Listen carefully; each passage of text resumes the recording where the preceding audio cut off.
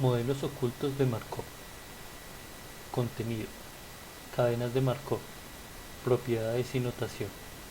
Modelos ocultos de Markov. Algoritmo forma. Aplicaciones. Implementación en Python. Conclusiones. Cadenas de Markov. Origen histórico y su impacto. En 1713 se publicó de manera póstuma el Ars Conjectandi, el arte de la conjetura, de Jacob Bernoulli. En este libro se incluía el teorema dorado, que demuestra que la razón de las observaciones de éxito y fracaso en un experimento binomial convergen a la razón actual entre estas probabilidades a medida que se realizan más observaciones.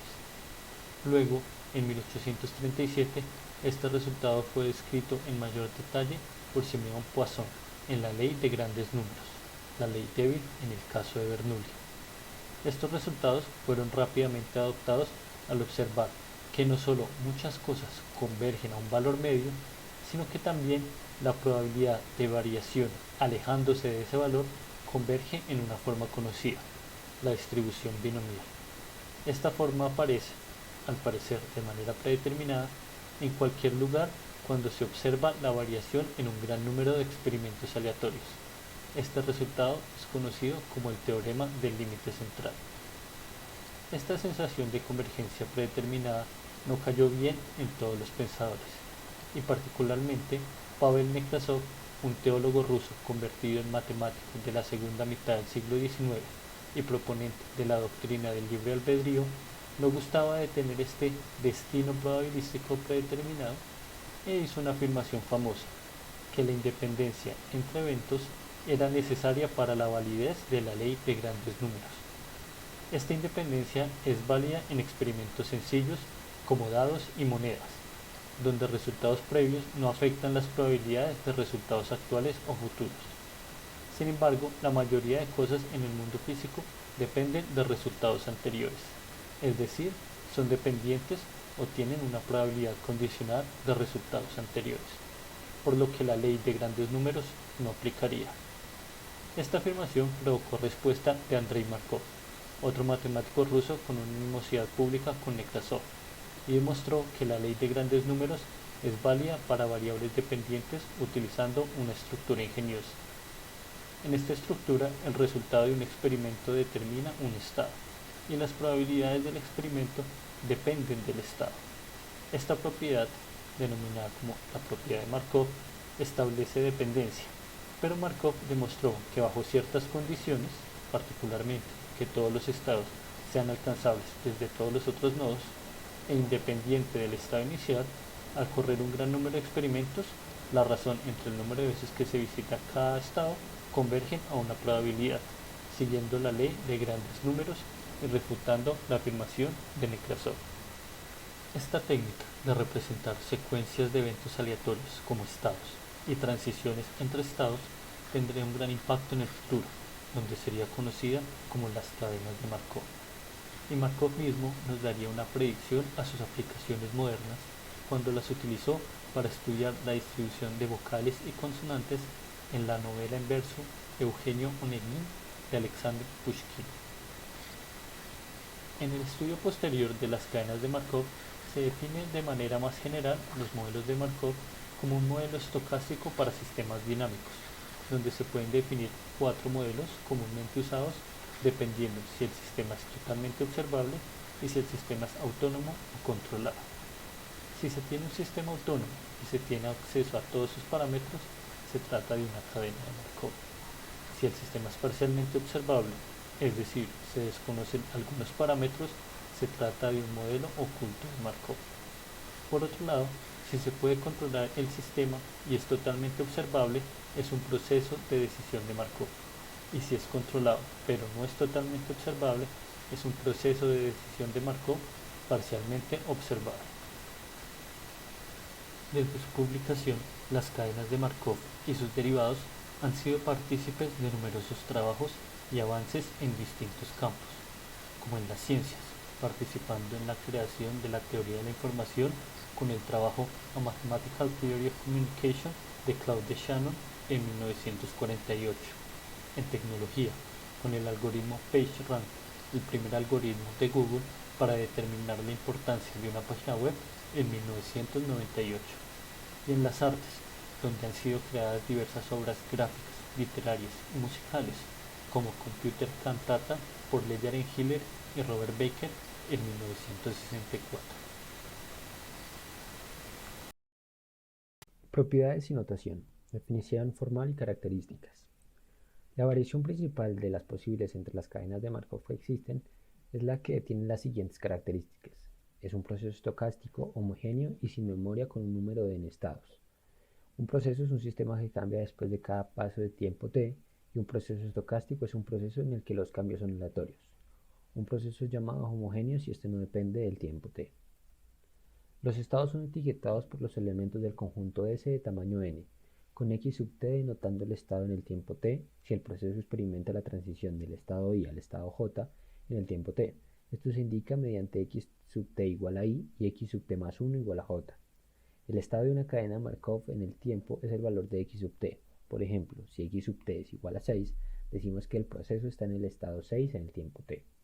El espacio de estado de una cadena Markov S es el conjunto de valores que se pueden ser obtenidos en cada x sub t. Una trayectoria de una cadena de Markov es un conjunto particular de valores para x sub 0, x sub 1, x sub 3, por ejemplo. Si x sub 0 es igual a 1, x sub 1 es igual a 5 y x sub 2 es igual a 6, entonces la trayectoria hasta el tiempo t igual a 2 es 1, 5 y 6.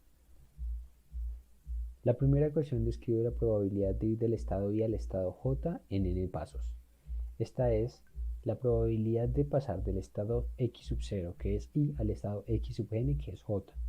La segunda ecuación describe la probabilidad de ir del estado i al estado j en un solo paso. Esto es cuando el estado inicial es igual a i y x sub 1 es igual a j. La cuarta ecuación define la propiedad básica de una cadena de Markov, la cual indica que solo el más reciente estado en la trayectoria afecta qué sucederá después de este. La probabilidad de una transición de n pasos cumple la condición para cualquier k mayor a 0 y menor a r de la sumatoria de la última ecuación. Esto indica que para algún r perteneciente al espacio de los estados, podemos separar las probabilidades de un estado i a un estado r en k pasos y multiplicarlo por la probabilidad del estado r al estado j en n menos k pasos. Matriz de transiciones de probabilidad. Los datos de transición de una cadena de Markov están codificados por una matriz de transición n por n, donde p sub ij es la probabilidad de transición del estado i al estado j. En esta matriz las filas indican el actual estado y las columnas indican la transición. Por ejemplo, si nos encontramos en el estado s sub 1, la probabilidad de ir al siguiente estado s sub 2 es p sub 12. Dado el estado p sub 2, la probabilidad de saltar al estado p sub 3 es p sub 23.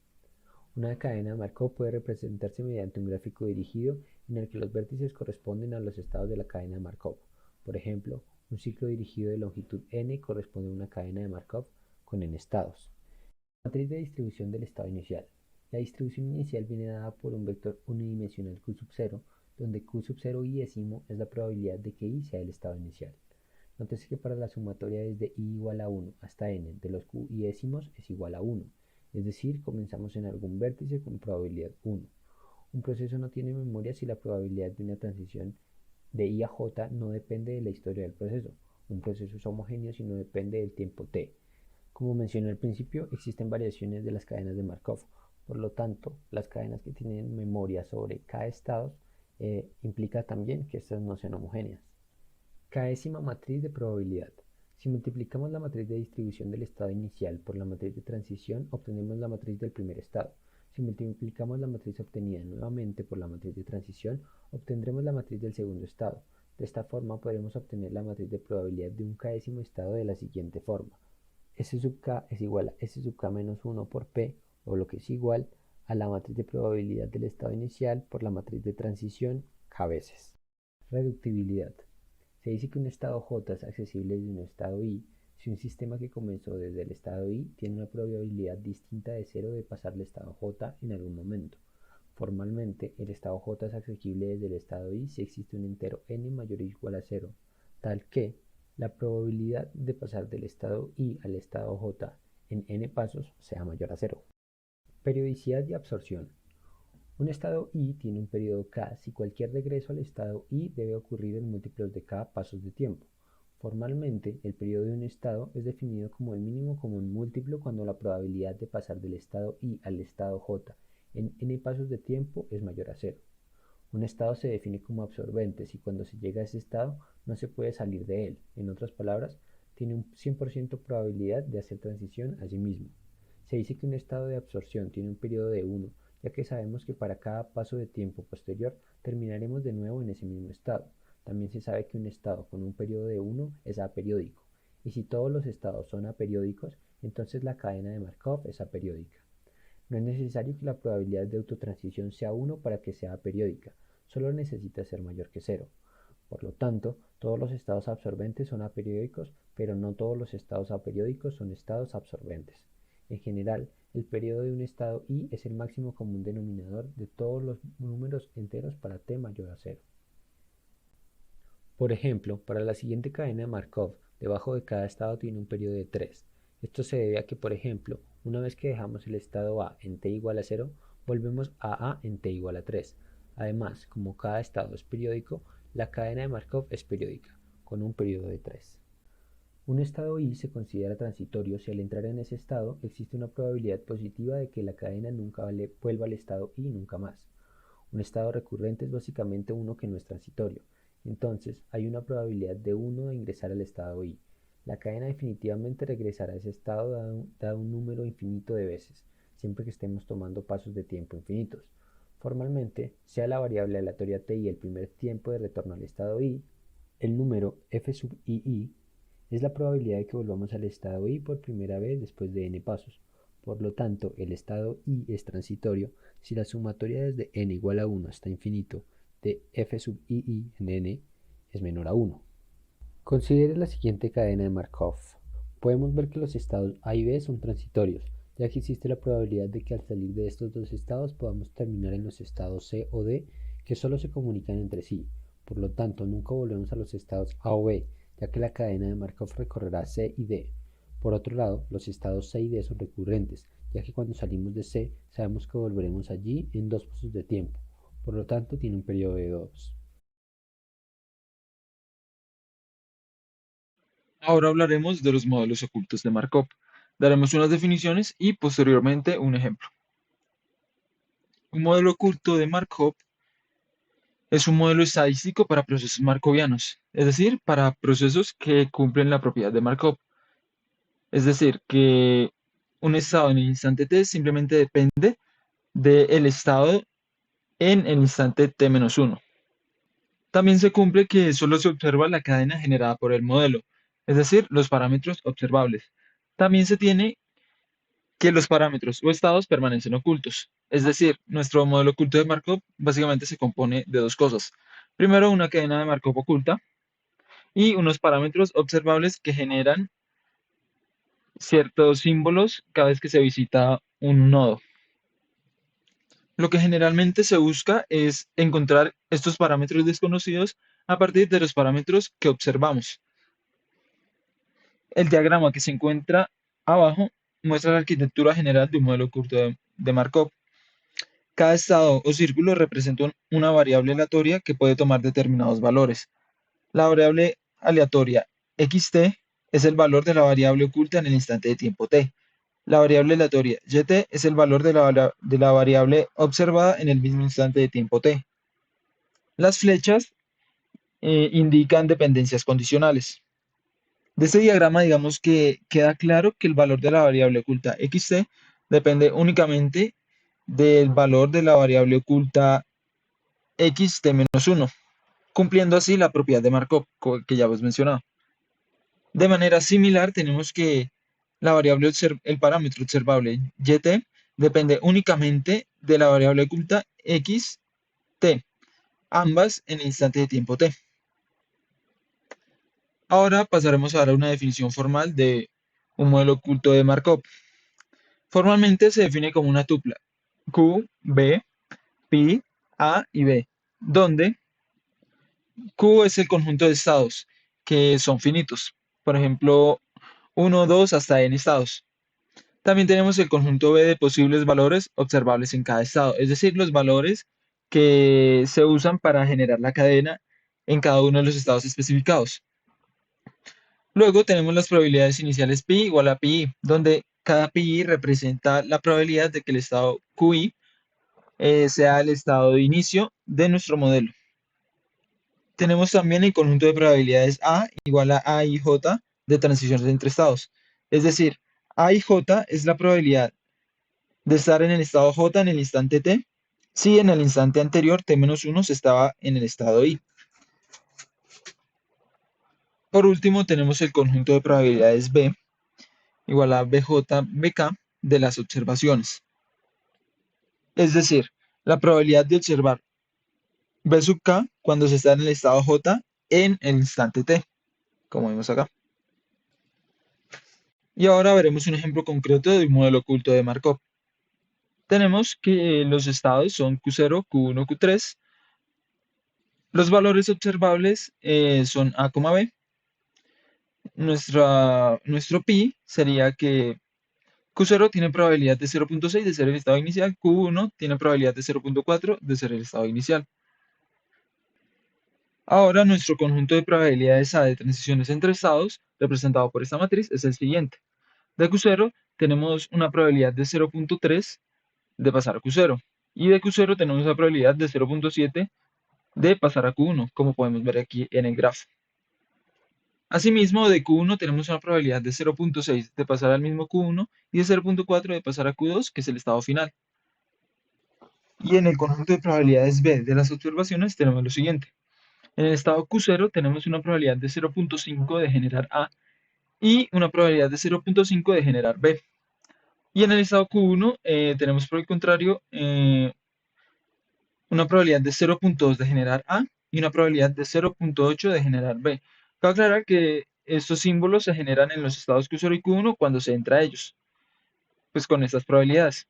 Y para, digamos, mostrar de manera esquemática nuestro pi, y digamos que ponemos este estado que no existe y para simular las probabilidades de que Q0 sea inicial o de que Q1 sea inicial.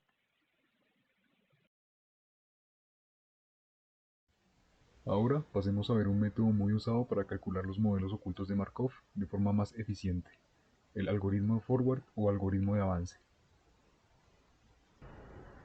Primero consideremos un modelo oculto de Markov sencillo, con dos estados ocultos y dos estados de observación, de la siguiente manera.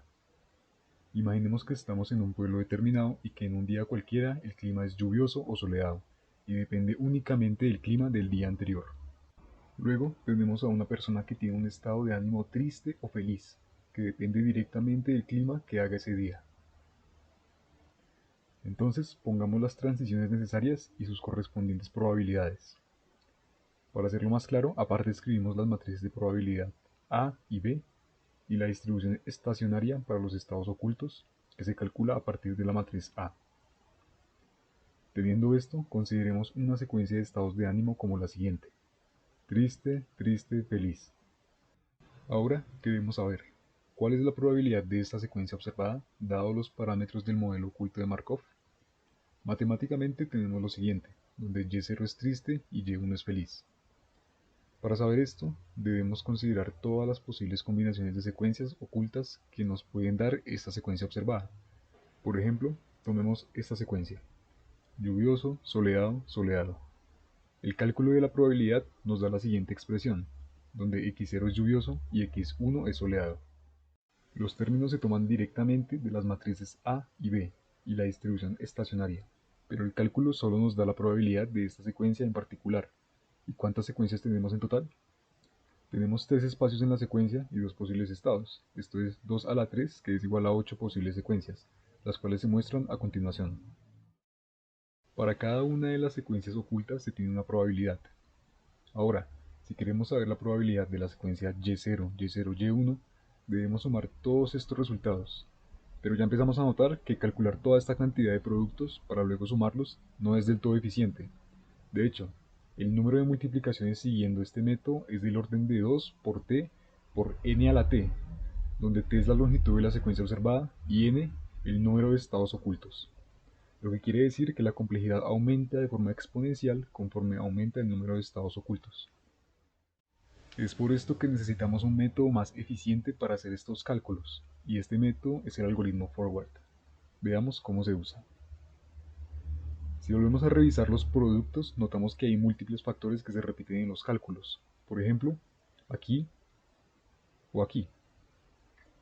¿Qué pasaría si pudiéramos calcular solo una vez estos factores y almacenar los resultados para después? Para hacer eso necesitamos encontrar una relación de recurrencia. Esto quiere decir que podemos encontrar el término enésimo calculando los términos anteriores. Esto se relaciona con la programación dinámica, así que veamos cómo todo esto se conecta. Primero, recordemos lo que queremos hallar, la probabilidad de la secuencia observada Y0, Y0, Y1. La clave de la programación dinámica es dividir problemas grandes en otros más pequeños. En nuestro caso, podemos dividir el problema como la suma de dos problemas. En el primero, tomamos la probabilidad de las secuencias ocultas que terminan en X0, y en el segundo, las secuencias que terminan en X1. Denotamos estas probabilidades como alfa 3 de X0 y alfa 3 de X1. Así que podemos saber la respuesta solo con sumar estos términos alfa. Pero ¿cómo calculamos esas probabilidades? Simplemente los descomponemos de nuevo. Para alfa 3x0 se tienen dos casos, la secuencia de longitud 2 que terminan en x0 y las secuencias que terminan en x1. Por ende, la probabilidad estará dada por la suma de las probabilidades de cada caso. De forma similar, alfa 3x1 se descompone en dos casos. Si los reescribimos con la notación alfa, podemos aplicar nuevamente esta división hasta llegar a los casos bases, siguiendo la misma lógica. Al llegar a alfa 1 de x0 y alfa 1 de x1, notamos que podemos obtener estos valores directamente de los parámetros. Una vez completado el árbol, podemos ver que cada nivel se puede calcular a partir de los niveles inferiores, y de hecho algunas ramas contienen los mismos subproblemas, pero ahora podemos guardar los resultados en cada nivel para usarlos en el futuro implementando programación dinámica, ahorrando así cálculos innecesarios. En general, para hallar la probabilidad de una secuencia observada de longitud t con n estados ocultos, haríamos la sumatoria desde i igual a 0 hasta n-1 de cada uno de los factores alfa para el estado i. Cada factor alfa es a su vez la suma de n subfactores de longitud menor, es decir que en nuestro árbol cada nodo tendrá n subnodos. Esta es nuestra relación de recurrencia. Los casos bases están dados por la distribución estacionaria y las probabilidades de las matrices. Entendido esto, pasemos a calcular la probabilidad de la secuencia observada.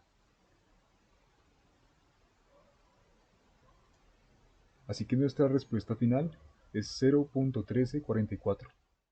Si contamos el número de multiplicaciones realizadas con este algoritmo, notaremos que es exponencialmente menor que el método de fuerza bruta.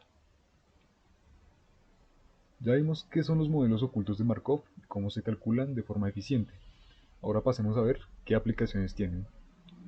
Estos modelos pueden ser aplicados en múltiples campos, en donde se usan con el fin de recuperar una secuencia de datos que no es observable en primera instancia, pero que depende de otra secuencia que sí lo es. Entre estos tenemos la neurociencia, para hacer inferencias sobre parámetros no observados tomando en cuenta la naturaleza probabilística de la actividad cerebral, el criptoanálisis, donde se usan para romper cifrados y recuperar claves de sustitución simple y homofónica, el reconocimiento de voz, para lo cual son el fundamento principal de las técnicas y tecnologías modernas, como lo son Siri, y asimismo la traducción de máquina, el reconocimiento de escritura, predicción genética, entre muchos otros que sin duda demuestran que estos modelos tan aparentemente simples tienen un enorme poder.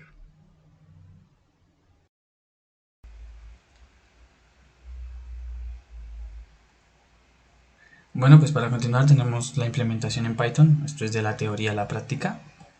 Entonces para trabajar en ello nos dirigimos acá, vamos a trabajar desde Google Colab y aquí ya tenemos nuestra implementación de las cadenas de Markov en Python.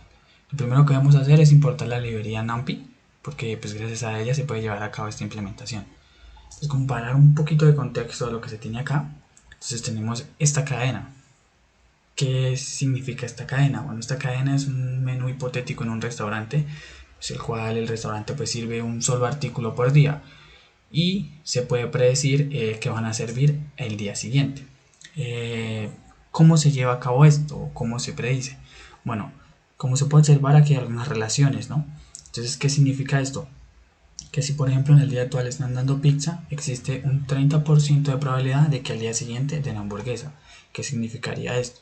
Que si por ejemplo el día actual están dando hamburguesa, existe un 20% de probabilidad de que al día siguiente pues también den hamburguesa. Entonces, como para llevar esto un poquito más a un contexto de implementación y de código, vamos a observar acá que estos tres estados se les define su nombre y un estado que sería el estado 0, 1 y 2, y creamos un diccionario. Este diccionario se va a llamar states, que pues van a ser nuestros estados. En este diccionario las claves son los números y los valores son los nombres de cada estado. ¿Okay? Entonces aquí creamos nuestro diccionario. Ahora, para continuar tenemos una matriz de transición. ¿Qué es una matriz de transición o cómo funciona? Esta matriz de transición lo que hace es contener todos los valores de las probabilidades, pero ¿de qué manera? Entonces nuestra posición 0,0, que sería burger, entonces 0,0 tiene una probabilidad del 0,2, porque estamos en 0,0. Entonces, por ejemplo, en la posición 0,1, que sería de burger a pizza, tiene una probabilidad del 0,6, o sea, un 60% de que si el día actual dan hamburguesa, al día siguiente se puede dar pizza. Ok, entonces acá creamos nuestra matriz de transición, que está creada. Para continuar, entonces vamos a dar un paseo aleatorio en la cadena de Markov. ¿Cómo se lleva a cabo esto? Ok, bueno, lo primero que debemos hacer para hacer este paseo es definir la cantidad de pasos que se van a tomar. En este caso pues tenemos 10. Lo segundo es definir el estado inicial en el que se quiere pues iniciar, en este caso sería el 2. Ahora lo que se hace es imprimir ese estado inicial, como se puede ver acá. Entonces imprimimos ese estado inicial y tomamos ese estado inicial, lo convertimos en un estado previo. ¿Con qué fin? Porque gracias a esto podemos saber cuál va a ser nuestro estado siguiente. Ahora bien, aquí tenemos un ciclo while. Este ciclo while se va a ejecutar n-1. ¿Por qué n-1? Porque el primer paso ya lo vimos aquí al imprimir el estado inicial. Entonces esto tendría que llevarse a cabo 9 veces para pues, hacer los 10 pasos que inicialmente planteamos. Okay. Ahora, se tiene que definir cómo se va a ir al estado siguiente. Y para hacer esto, pues se hace con la probabilidad de transición. Pues para poder llevar a cabo esta probabilidad de transición, se utiliza esta función de acá, que esto es de NumPy, entonces pues NumPy Random Choice, en el cual pues nuestro primer parámetro va a ser la lista de estados, que va a ser pues 0, 1, 2, y el segundo argumento es pasar por las probabilidades de ir al siguiente estado. Y pues para poder obtener la probabilidad se usa nuestra matriz de transición, como se puede ver acá. Entonces básicamente lo que hace es coger la fila de nuestro estado anterior y así es como se obtienen pues las demás probabilidades. Lo que hace esta función pues es elegir uno de esos elementos siguiendo pues la distribución de probabilidad particular.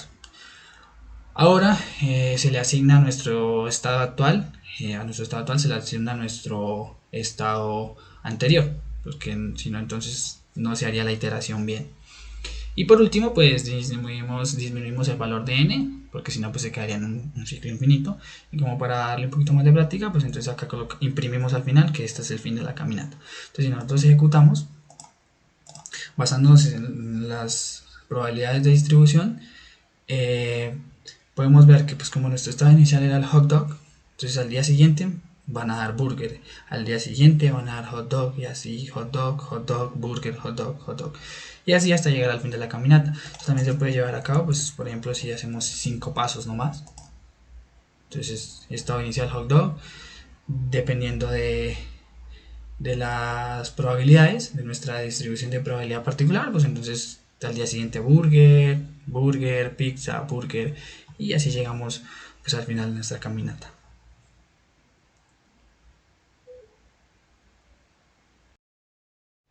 Como conclusiones, tenemos que los modelos ocultos de Markov son una herramienta sencilla pero excepcional, con múltiples aplicaciones en las matemáticas, computación y un sinfín de campos de conocimiento. Nos permiten entender mejor el mundo y predecir su comportamiento, aun cuando desconocemos parte de los factores que lo influyen. Y son esenciales en el modelamiento estocástico y su estudio e implementación se sigue fortaleciendo en la actualidad.